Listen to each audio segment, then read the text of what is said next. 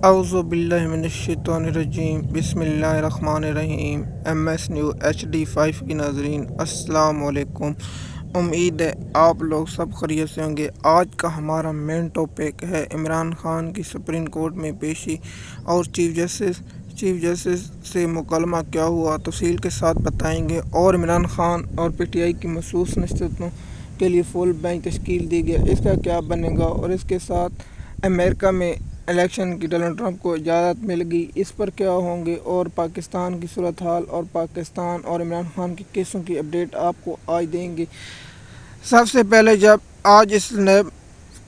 حکومت کی appeal NAB تقدم قرار دینے کی اپیل جب مقرر ہوئی تو آج عمران خان پیش ہونا تھا۔ عمران خان KP کی حکومت نے درخواست دے رکھی تھی کہ ہم نے براہ راست دکھانا یا نہیں، اس پر چیف جسٹس اطہر منیلو نے حمایت کی اور اس کے بعد بینچ اٹھ کر چلا گیا۔ بینچ آ گیا اور گھنٹے بعد واپس آیا تو فیصلہ 4-1 سے آیا۔ سب سے پہلے یہاں PTI کے وکیلوں کو فوری طور پر نقطہ اٹھانا چاہیے کہ سر آپ نے تو دلائل ہی نہیں سنے، آپ خود کیسا فیصلہ کریں؟ جب تک دلائل نہ ہو آپ یہ درخواست پر کیسا فیصلہ کر سکتے ہیں؟ یہاں PTI کی پھر ایک غلطی پکڑی گئی، یہاں ہی PTI کے وکیلوں کی ناکامی رہی کہ عمران خان براہ راست دکھائے، اس درخواست پر دلائل ہوتے ہیں، جج اس وقت تک فیصلہ نہیں کرتا جب تک دونوں جانب دلائل نہ ہو، لیکن پاکستان میں جس کے ہاتھ میں قانون اس کی لاٹھی ہے۔ اور اس کے بعد گھنٹے بعد جب بینچ آیا اور اس کے بعد دوسری جانب سے وکیل دلائل دے اور اس کے سماعت کے آخر پر چیف جسٹس نے عمران خان سے کہا کہ خان صاحب آپ اپنے دلائل دیں گے یا اپنے وکیل کے لیے؟ خان صاحب نے کہا کہ میں آدھا گھنٹہ لوں گا، جس پر خان صاحب نے کہا کہ پورے ملک میں ڈاکہ مارا گیا 8 فروری کو اور آپ کے پاس ہماری 2 درخواستیں ہیں، ایک 9 مئی کی جوڈیشل کمیشن بنانے کی اور ایک الیکشن میں دھاندلی کی، لیکن چیف جسٹس کی کان پر رونگ نہ روچی اور اس پر کہا آپ کے وکیل کیا ہیں؟ جس پر عمران خان نے کہا میرے حامد خان وکیل ہے اور اس پر حارث خواجہ، اور چیف جسٹس نے کہا کہ حامد خان کو پتہ ہی درخواستیں کیسے مقرر کرانی ہے۔ دوسرا نقطہ، عمران خان نے کہا مجھے وکیلوں سے ملنے نہیں دیا جا رہا، تو عمران خان کو وکیلوں کے ملنے کی اجازت دی گئی سپریم کورٹ سے اور کہا کہ 4-5 لوگ عمران خان سے ملاقات وکیل کر لیں۔ دوسرا نقطہ کہ عمران خان نے کہا کہ میرے پاس مواد نہیں ہے کیس کی تیاری کرنے کی۔ چیف جسٹس نے کہا کہ آپ جائیں اور آپ کو مواد اور پورا سب کچھ ملے گا، جو آپ وکیلوں کو بتا دیں وہ آپ کو مل جائے گا۔ دوسرا نقطہ، جب سماعت شروع ہوئی تو جسٹس مندوخیل نے کہا کہ یہ کیا کہ ہم ایک وزیر اعظم نے بیان دیا کہ ہم کالی بھیڑیں ہیں اور کالی بھیڑیں، جس پر اطہر منیلو نے کہا کہ اگر ہم کالی بھیڑیں تو ہمارے خلاف ریفرنس لائیں، جس پر اٹارنی جنرل نے کہا کہ نہیں، وہ اور ججوں کو بولا، لیکن حاضر سربراہ جج اسلام آباد ہائی کورٹ کے ججوں کو کہہ رہا تھا کیونکہ عمران خان کا کیس وہیں مقرر اور عبد القادر ٹرسٹ کیس میں عمران خان کو ضمانت ملی ہے۔ چیف جسٹس مندوخیل نے کہا کہ اگر آپ کو فیصلہ پسند ہے تو جج ٹھیک ہے، اگر آپ کو فیصلہ پسند نہ ہے تو جج کالی بھیڑیں ہیں۔ اور سپریم کورٹ کی سماعت غیر مدت تک ملتوی کر دی کیونکہ تاریخ مقرر نہیں ہوئی۔ جس تاریخ مقرر ہوگی 1 ہفتے بعد، 2 ہفتے بعد یا کب ہوگی اس کے بارے میں ہم آپ کو اپڈیٹ دیں گے، لیکن سپریم کورٹ کی جانب سے یہ جاری ہوا ہے کہ آئندہ ہفتے تک سماعت ملتوی کر دی گئی، لیکن ڈیٹ نہیں گئی، اس لیے ہم جب مقرر ہوگی اس کے بارے میں ہم آپ کو اپڈیٹ کر دیں گے۔ دوسرا نقطہ کہ سنی اتحاد کونسل کے لیے جو پاکستان تحریک انصاف کی سیٹ دینے کو سب سے پہلا یہ نقطہ ہے کہ سماعت فل بینچ تشکیل دے دے، جیسے قاضی فیاض اس بینچ کی سربراہی کریں گے۔ جیسے قاضی فیاض نے سربراہی کیوں کی ہے؟ سب سے پہلا نقطہ یہ ہے کہ اگر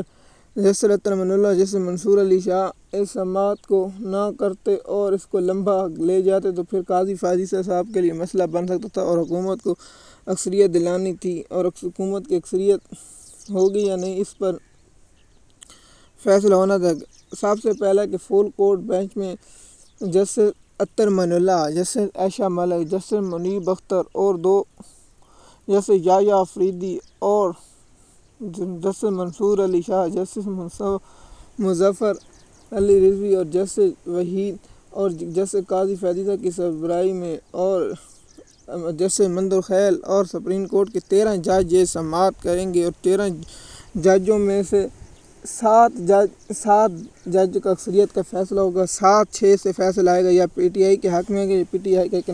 یہاں سب سے پہلے پی ٹی آئی کے وکیلوں کو سب سے پہلے یہ نقطہ اٹھانا ہے کہ جناب یہ کیس نہیں ہو سکتا، کیونکہ اتنا کیس اہم نہیں ہے، آپ کو یہ کیس فل بینچ نہیں سنے، پی ٹی آئی کو فوری طور پر یہ لارجر بینچ کی طرف منتقل کرنا چاہیے، کیونکہ یہ اگر سپریم کورٹ فل بینچ سنے گی تو پھر پی ٹی آئی کا انٹر اپیل کا حق کھو جائے گی، اس لیے پی ٹی آئی کو فوری طور پر یہ کرنے کہ نہیں جناب ہم انٹر اپیل کہاں کریں گے، ہمیں پہلے یہی نقطے پر بحث کرنی اور اس نقطے پر بحث چلتی رہے، کیونکہ اگر انٹر کورٹ اپیل پر یا نہیں ہوگا کیونکہ اگر پی ٹی آئی سے مجھے امید تو نہیں ہے کہ سب سے پہلے اگر پی ٹی آئی کا جو فیصلہ دے گا اس پر اگر فیصلہ معطل ہو جاتا ہے تو سب کو پی ٹی آئی سے پہلے یہی نقطہ اٹھانا چاہیے کہ چیف قاضی فیاض عیسیٰ سے کہنا ہے جناب آپ نے کہا کہ ہماری محسوس نشستیں آپ نے کہا میرے پاس چلے آنا، اگر پی ٹی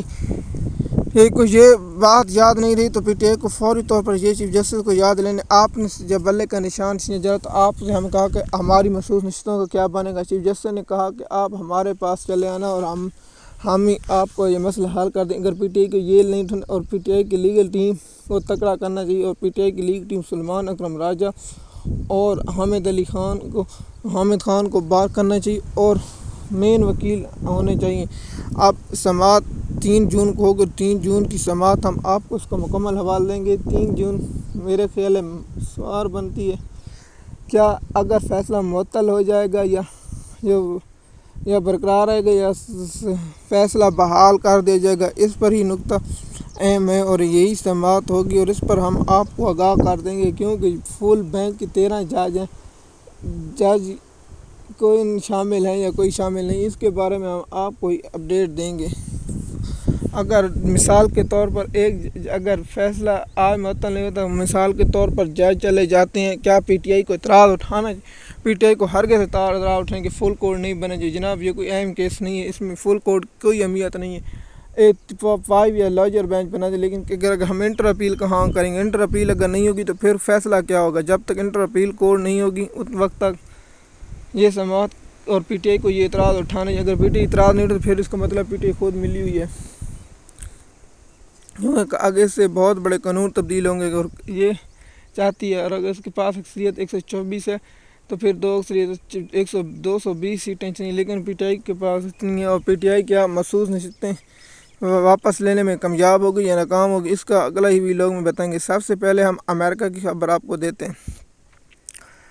امریکہ میں ڈونلڈ ٹرمپ کو سزائیں سنانے کا حکم دے دیا گیا اور الیکشن لڑنے کا بھی۔ سب سے پہلے کہ اگر الیکشن لڑے گا تو ڈونلڈ ٹرمپ الیکشن جیت جائے گا اور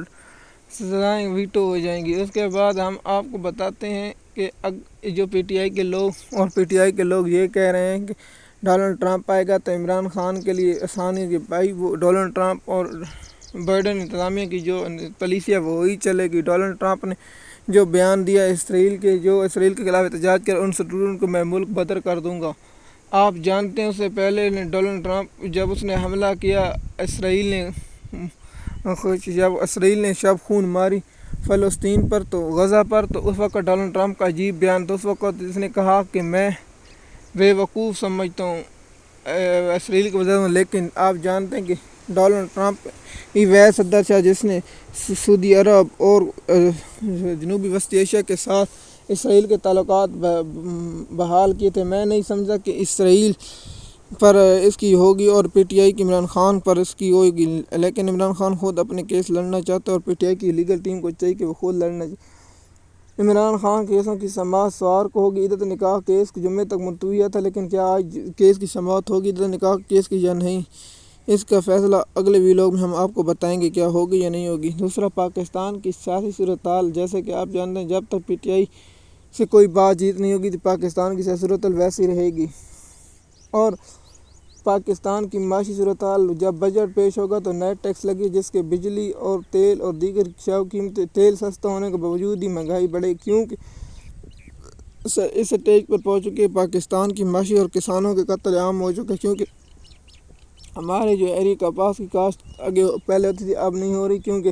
یہاں پانی اور دیگر چیزوں کے ریٹ ہیں اور آگے سے فصل بھی گندم کی اچھی قیمت میں فروخت نہیں، خرچہ زیادہ ہو لیکن قیمت کم ملی ہے، اس پر کسانوں اور دیگر کسانوں کیا ہوگا ہم آپ کو اسی طرح بتاتے ہیں۔ جیسے کہ ہم نے آپ کو بتایا کہ پاکستان کی صورت المعاشی صورتحال کے بارے میں آگاہ کریں گے۔ اگلے ویلاگ میں عمران خان کے اور دیگر ایشوؤں پر بات کریں گے۔ سب سے پہلے ہم آپ کو بتائیں گے کہ بھارت میں الیکشن ہونے والے کا کیا بنا اور مودی کو شکست یا جیت گئے۔ اس کے بارے میں ہم 3 جون کو بتائیں گے اور 4 جون کو رزلٹ آئے گا۔ اس کے بارے میں ہم آپ کو اپڈیٹ دیں گے۔ اگر آپ ہمارے چینل پر نئے تو چینل کو سبسکرائب کر لیں تاکہ آپ کو آنے والی ویڈیو مل سکے۔ شکریہ۔